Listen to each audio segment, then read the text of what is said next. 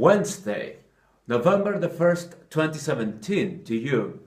Back in the 90s, the early age of internet, everyone was watching a TV series called The X-Files. That series was starred by Mrs. Gillian Anderson in her role of Agent Dana Scully and Mr. David Duchovny as Agent Sam Mulder. Its motto was, "The truth is out there." Around 2 decades have gone by since then, and internet has evolved through these years. The web is not only useful for watching porn or posting cuddling kittens pictures, also it is a means to spread fake news.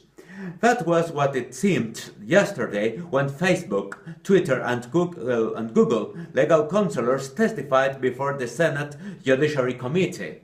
Most of questions from the senators were largely directed at Facebook's General Counsel Mr. Colin Stretch.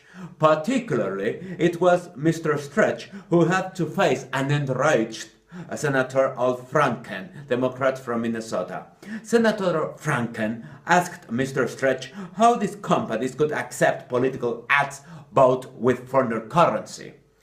Evidence suggests that the Russian scheme was in fact deeper than we could have expected in the first place.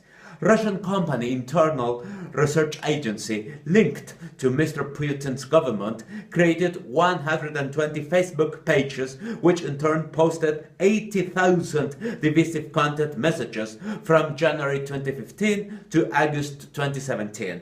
Those messages reached 29 million Americans who shared their content with other users.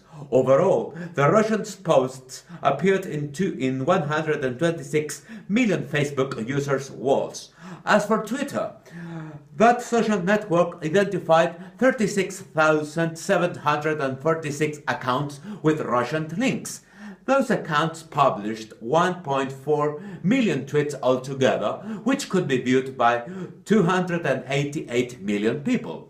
For its part, Alphabet Inc. found 18 YouTube channels associated with Russian sources, which published 1,108 English language videos with a total time duration of 43 hours. Let us keep social network companies out of our attention for a while. Personally, I would like to know more about who wrote those messages. It was a large-scale operation, yet we know too little about it. We ignore whether the writers were really Russians. Perhaps they are cyber privateers. We ignore how much money Russia spent and why. Ironically, it would be stupid if America wanted to get even by spreading propaganda through VK. Too few Americans can write in Russian, and too few Russians actually believe in VK. I love playing games. I would like to be 2 slots ahead of Mr. Miller. Unfortunately for him, the bulk of relevant evidence is in Russia, as it is in this case too. What has Moscow got to do with Mr. Trump and fake news? The truth is out there. The world is still on.